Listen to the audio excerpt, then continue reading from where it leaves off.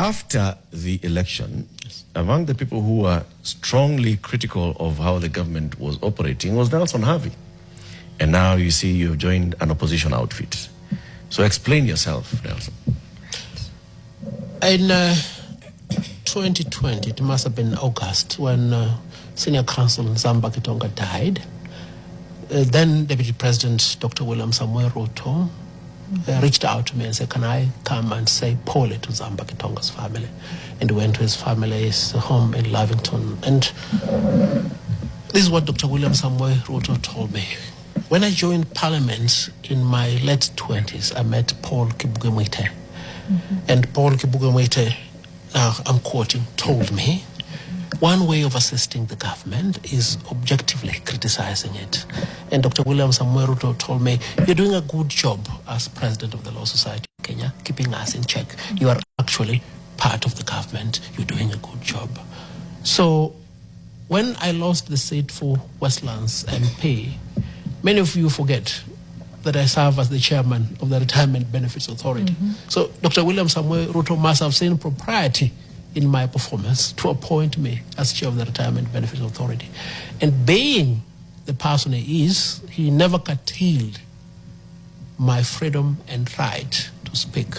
Why? Because even him in his late 20s knew there can be no better way to help the government than to criticize it. So if you hear of any lamentations that Harvey was critical of the government of President William Samuel Ruto, those are not lamentations from those who matter.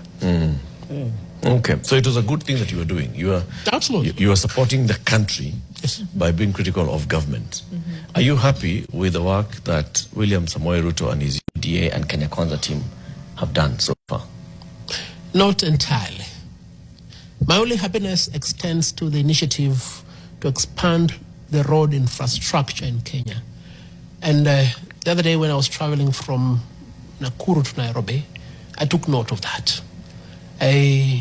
When I drive home in the evening, I see the road infrastructure. But that is not enough.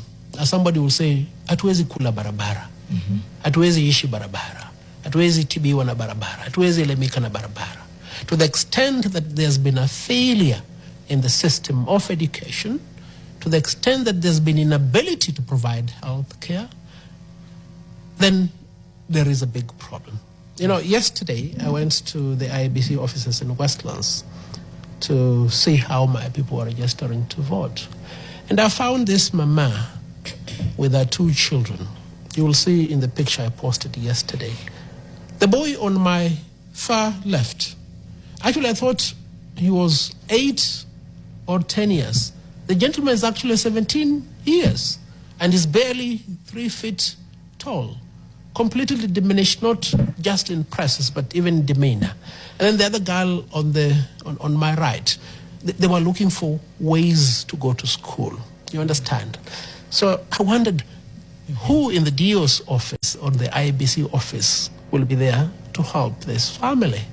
This is the plight of many people, not just in Westlands, but all over the country. People cannot afford basic education. Yet basic education is a fundamental right given to the people of Kenya in the Constitution.